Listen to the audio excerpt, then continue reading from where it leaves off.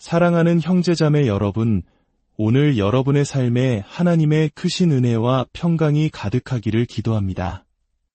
오늘 우리가 함께 나눌 이 말씀이 여러분의 영혼에 깊은 울림을 주고 삶의 방향을 비추는 등불이 되기를 소망합니다. 잠시 시간을 내어 이 귀한 말씀을 더 많은 이들과 나눌 수 있도록 도와주십시오. 여러분이 구독과 좋아요를 누르시는 것은 단순히 숫자를 늘리는 것을 넘어 하나님의 은혜를 전하는 통로를 넓히는 귀한 사역에 동참하는 것입니다. 여러분의 작은 손길을 통해 누군가는 오늘 이 말씀을 듣고 새로운 희망을 얻게 될 것입니다. 여러분과 여러분의 가정에 하나님의 축복이 항상 함께 하시기를 바랍니다. 마태복음 5장의 말씀입니다.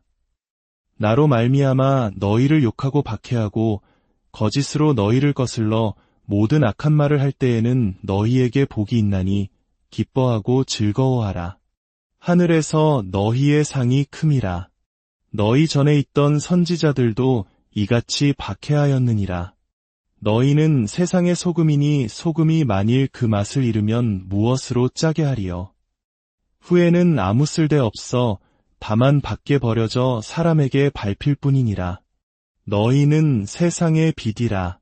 산 위에 있는 동네가 숨겨지지 못할 것이요 사람이 등불을 켜서 말 아래에 두지 아니하고 등경 위에 두나니 이러므로 집안 모든 사람에게 비치느니라. 이같이 너희 빛이 사람 앞에 비치게 하여 그들로 너희 착한 행실을 보고 하늘에 계신 너희 아버지께 영광을 돌리게 하라. 내가 율법이나 선지자를 폐하러 온 줄로 생각하지 말라. 폐하러 온 것이 아니요 완전하게 하려 함이라. 진실로 너희에게 이르노니 천지가 없어지기 전에는 율법의 1.1획도 결코 없어지지 아니하고 다 이루리라. 그러므로 누구든지 이 계명 중에 지극히 작은 것 하나라도 버리고 또 그같이 사람을 가르치는 자는 천국에서 지극히 작다 일컬음을 받을 것이요 누구든지 이를 행하며 가르치는 자는 천국에서 크다 일컬음을 받으리라. 내가 너희에게 이르노니 너희의 의가 서기관과 바리새인보다 더 낫지 못하면 결코 천국에 들어가지 못하리라. 아멘. 이는 하나님의 말씀입니다. 우리는 오늘부터 몇 주간에 걸쳐 진정한 그리스도인의 삶이란 무엇인지에 대해 깊이 탐구해 보고자 합니다. 그리스도인의 삶은 구체적으로 세상의 삶과 어떻게 달라야 할까요? 지난 시간 우리는 산상수훈의 첫 부분인 팔복에 대해 나누었습니다. 우리는 그리스도인의 삶이 세상의 가치관과는 완전히 다른 토대 위에 세워져 있음을 확인했습니다. 그렇기에 그리스도인의 삶의 독특함을 이해하는 첫걸음은 바로 세상과 우리의 다름을 인식하는 것이었습니다. 하지만 산상수훈의 구체적인 실천 지침으로 들어가기 전에 우리가 반드시 짚고 넘어가야 할 또 다른 중요한 구분이 있습니다. 이 구분을 이해하지 못한다면 우리는 기독교의 핵심을 놓치게 될 것입니다. 그것은 바로 기독교가 단지 세상과만 다른 것이 아니라 종교와도 근본적으로 다르다는 사실입니다. 방금 읽은 말씀에서 서기관과 바리새인이라는 표현이 나왔습니다. 이들을 오늘날의 언어로 바꾸어 본다면 종교 지도자들이라고 할 수 있습니다. 예수님께서 하시는 말씀의 핵심은 이것입니다. 기독교는 종교와 다르다. 이것이야말로 기독교를 이해하는 열쇠입니다. 스위스의 신학자 칼 바르트는 이런 말을 했습니다. 어떤 사람들은 반유대적인 감정으로 유대인들이 예수를 죽였다고 말합니다. 하지만 바르트는 이것이 단지 반유대적일 뿐만 아니라 아무런 통찰도 주지 못하는 무의미한 말이라고 지적합니다. 그는 이렇게 비유합니다.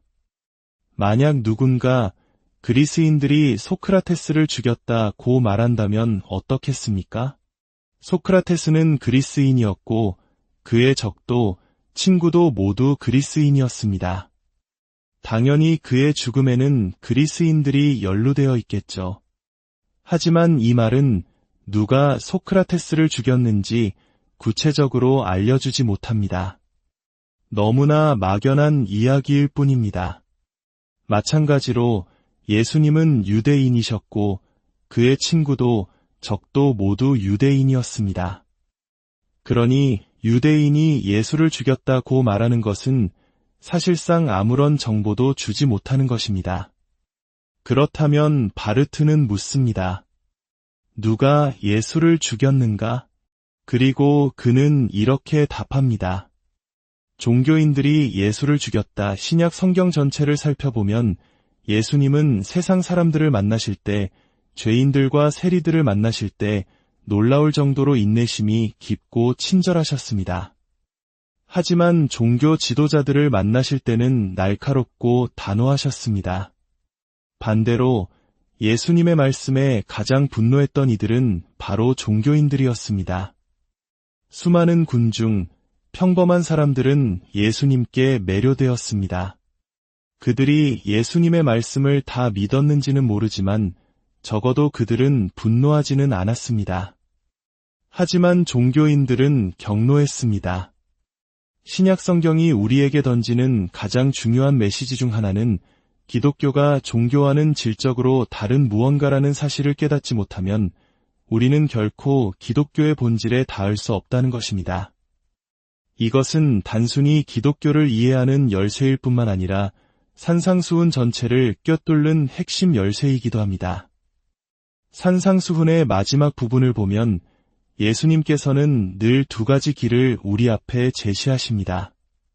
생명으로 인도하는 길과 멸망으로 인도하는 길, 좋은 열매를 맺는 나무와 독이 든 열매를 맺는 나무, 반석 위에 지은 집과 모래 위에 지은 집. 예수님은 우리에게 두 가지 삶의 방식을 보여주십니다. 겉보기에는 너무나 비슷해 보이지만 하나는 그 열매를 먹는 자를 독살하고 그 길을 걷는 자를 파괴하며 그 집에 사는 자를 무너뜨리는 길입니다. 예수님은 말씀하십니다. 선택하라. 그렇다면 예수님께서 우리 앞에 놓으신 이 두 가지 길은 무엇일까요? 전통적으로 많은 사람들은 그리고 설교자로서 저 역시 그렇게 해석하곤 했습니다. 예수님은 하나님의 율법과 계명에 순종하는 삶과 불순종하는 삶, 이 두 가지를 말씀하시는구나. 즉, 선한 삶과 악한 삶의 대조라고 생각했습니다.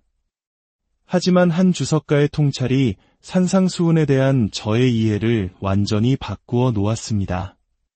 그는 이렇게 질문했습니다.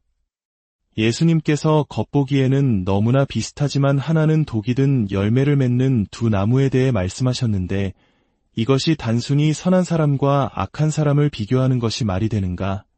하나님의 법을 지키는 사람과 지키지 않는 사람이 어떻게 겉보기에 비슷할 수 있겠습니까? 반석 위의 집과 모래 위의 집이 어떻게 비슷해 보일 수 있겠습니까? 그는 말합니다. 산상수훈 본문으로 다시 돌아가 보라고. 예수님께서 대조하고 있는 두 가지 길이 무엇인지 다시 살펴보라고 말입니다. 그리고 우리가 본문 속으로 들어갈 때 우리는 충격적인 사실과 마주하게 됩니다. 예수님은 하나님의 법을 지키는 사람과 그렇지 않은 사람을 대조하지 않으십니다. 오히려 이렇게 말씀하십니다. 너희는 이렇게 기도하지만 나는 너희에게 이르노니 이렇게 기도하라. 가난한 자를 돕는 사람과 돕지 않는 사람을 비교하지 않으십니다. 대신 어떤 이들은 이렇게 구제하지만 나는 너희에게 이르노니 이렇게 구제하라고 말씀하십니다. 십계명을 지키는 사람과 어기는 사람을 나누지 않으십니다. 대신 살인하지 말라는 계명을 너희는 이렇게 지키지만 나는 너희에게 이르노니 이렇게 지키라고 하십니다. 산상수훈에서 예수님께서 대조하시는 두 길은 선과 악이 아닙니다. 충격적이게도 두 그룹의 사람들 모두 선합니다. 두 그룹 모두 하나님의 법에 순종하고 십계명을 따르며 기도하고 가난한 자를 돕고 예배에 참석하고 성경을 공부합니다. 그런데 그중 하나는 독입니다. 오늘 본문 19절과 20절을 보십시오. 19절에서는 계명을 행하며 가르치는 자와 그렇지 않은 자 모두 천국 안에 있습니다. 누구는 크다, 누구는 작다 일컬음을 받지만 둘 다 천국 백성입니다. 그런데 20절에서 갑자기 예수님은 말씀하십니다. 그러나 너희의 의가 서기관과 바리새인, 즉 종교인들의 의보다 낫지 못하면 결코 천국에 들어가지 못하리라. 그들의 의는 천국에 들어가지 못하는 유라는 것입니다. 예수님은 지금 너희는 선하고 저들은 악하다고 말씀하시는 것이 아닙니다. 오히려 너희와 저들 모두 하나님께 순종하려고 애쓰고 있다. 하지만 기독교의 복음적 선함은 종교적 유로움을 아득히 뛰어넘는 완전히 다른 차원의 것이다라고 선언하고 계십니다. 기독교를 단순히 예배에 참석하고 기도하고 가난한 자를 돕는 종교 행위와 혼동하지 마십시오. 그 모든 것을 하면서도 우리는 파멸로 향하는 모래 위에 집을 짓고 있을 수 있습니다. 이 말이 두렵게 들리십니까? 두려워해야 마땅합니다. 어쩌면 여러분 중 누군가는 이렇게 생각할지도 모릅니다. 잠깐만요. 기독교란 부도덕한 삶을 떠나 성경의 가르침과 그리스도의 모범을 따라 살려고 노력하는 것 아니었나요? 아닙니다. 그것은 기독교의 일부일 뿐 핵심이 아닙니다. 핵심은 이것입니다. 복음이 주는 선함, 즉 복음적 선함은 종교적 유로움을 4가지 차원에서 압도적으로 능가합니다. 복음적 선함은 더 밝고 그 이유는 더 깊기 때문입니다. 더 깊은 이유는 더 달콤하기 때문이며 더 달콤한 이유는 더 높기 때문입니다. 첫째, 복음적 선함은 더 밝습니다. 말 그대로 예수님은 우리를 세상의 빛이라고 부르십니다. 여기서 빛과 어둠을 대조하는 것이 아닙니다. 두 그룹의 사람들 모두 선한 행실을 하고 있습니다. 하지만 한 그룹은 그 빛을 말 아래에 숨겨두고 다른 한 그룹은 그 빛으로 세상을 비추어 사람들을 매료시키고 기쁘게 합니다. 복음적 선함과 종교적 유로움의 첫 번째 차이는 세상과의 관계에서 드러납니다. 진정한 기독교는 세상의 아픔에 이끌리며 동시에 세상에게 매력적입니다. 반면 종교적인 사람들은 자신과 다른 사람들에게 배타적이며 그들을 멀어지게 만듭니다. 먼저 그리스도인들은 세상의 아픔에 이끌립니다. 예수님께서 우리를 세상의 소금이라고 하셨습니다. 당시 소금의 주된 역할은 방부제였습니다. 썩어가는 고기에 소금을 뿌려 부패를 막았습니다. 이 말씀은 우리 그리스도인들은 본성적으로 무너져가는 곳을 보면 그 안으로 뛰어들어야 한다는 의미입니다. 한 영혼이 감정적으로 무너져 내릴 때 우리는 소금처럼 그 안으로 들어갑니다. 한 지역 사회가 사회적으로, 경제적으로 붕괴될 때 우리는 그 안으로 들어갑니다. 사랑과 자비의 행위로 그곳에 스며듭니다. 하지만 종교적인 사람들은 어떻습니까? 그들은 그릇 아래에 숨어 있습니다. 자신들끼리만 뭉치기를 원합니다. 무너져가는 동네, 상처 입은 사람들에게 전혀 끌리지 않습니다. 오히려 거리를 두고 스스로를 구별하려 합니다. 뿐만 아니라 그리스도인들은 자신과 의견이 다르고 삶의 방식이 다르며 믿음이 다른 사람들에게 매력적입니다. 소금의 또 다른 역할은 맛을 내는 것입니다. 제가 옥수수를 소금에 찍어 맛있게 먹었다고 해서 여보, 이 소금 정말 대단한데 라고 말하지는 않습니다. 이 옥수수 정말 맛있다 고 말하죠. 소금의 역할은 자신이 얼마나 대단한지를 드러내는 것이 아니라 자신이 들어간 대상이 얼마나 훌륭한지를 돋보이게 하는 것입니다. 여러분이 만약 여러분의 소그룹 성경 공부에서 소금이라면 사람들은 여러분을 보며 저 사람은 성경을 정말 많이 아는구나. 나를 바보로 만들었어라고 생각하며 떠나지 않을 것입니다. 오히려 오늘 우리 소그룹 정말 좋았다고 생각하며 떠나게 될 것입니다. 그리스도인들은 다른 사람들을 더 나은 사람처럼 느끼게 만들어주지만 종교인들은 늘 다른 사람들에게 정죄감을 느끼게 하고 기분을 상하게 합니다. 이것이 마태복음 7장에서 예수님께서 비판을 받지 아니하려거든 비판하지 말라고 말씀하신 이유입니다. 예수님은 도덕적 판단 자체를 하지 말라고 하신 것이 아닙니다. 그것은 불가능합니다. 예수님께서 말씀하신 비판이란 우월감을 가지고 도덕적 판단을 내리는 행위입니다. 그리스도인은 자신의 죄는 들보처럼 여기고 다른 사람의 죄는 티끌처럼 여깁니다. 하지만 종교인은 자신의 죄는 티끌처럼 여기고 다른 모든 사람의 죄는 들보처럼 여깁니다.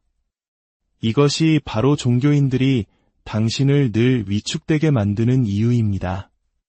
그리고 이것이 바로 기독교가 소금과 빛이 되는 이유입니다. 둘째, 복음적 선함은 더 깊습니다. 이것은 세상과의 관계가 아니라 우리 자신의 마음과의 관계에 대한 이야기입니다.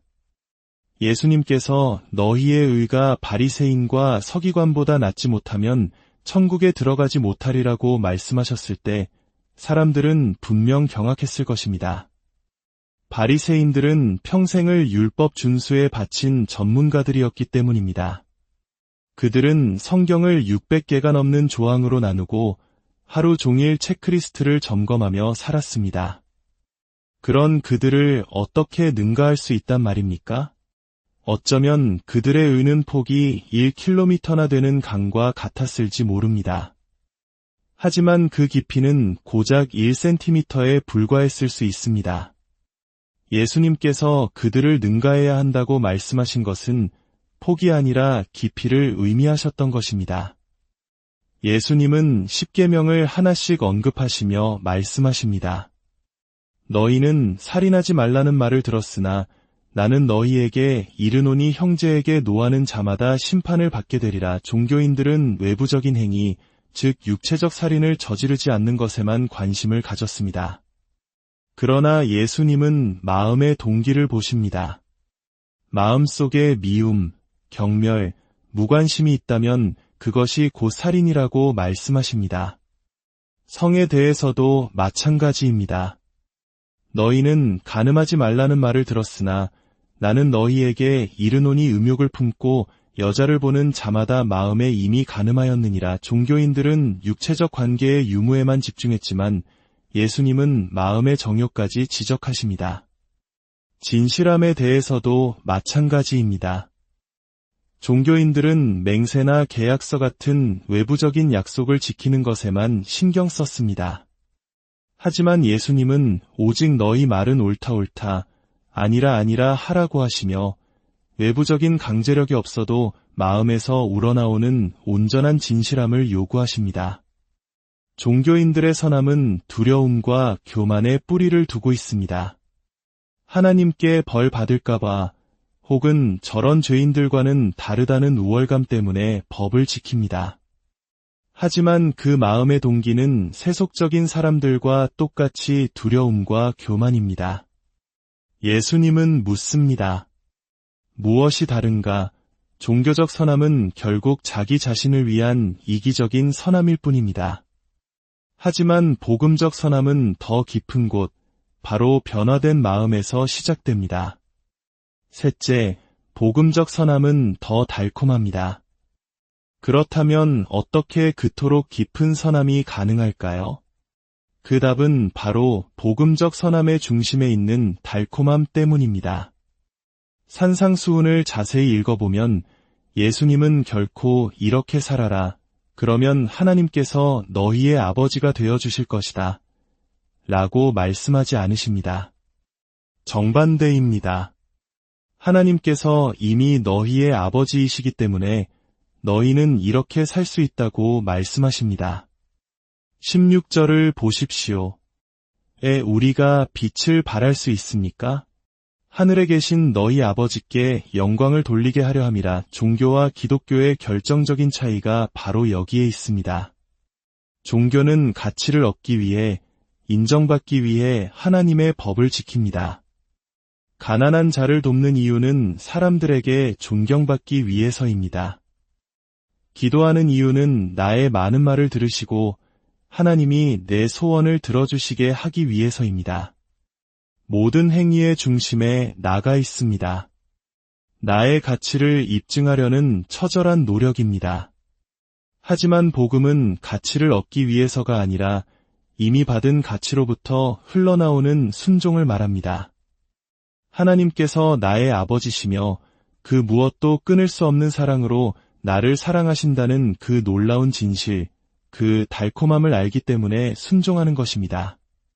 당신이 직장인이라면 일을 잘하면 상사가 있지만 못하면 해고당합니다.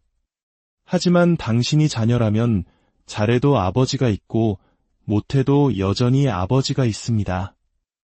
오히려 부모의 마음은 말썽 피우는 자녀에게 더 쏠리는 법입니다.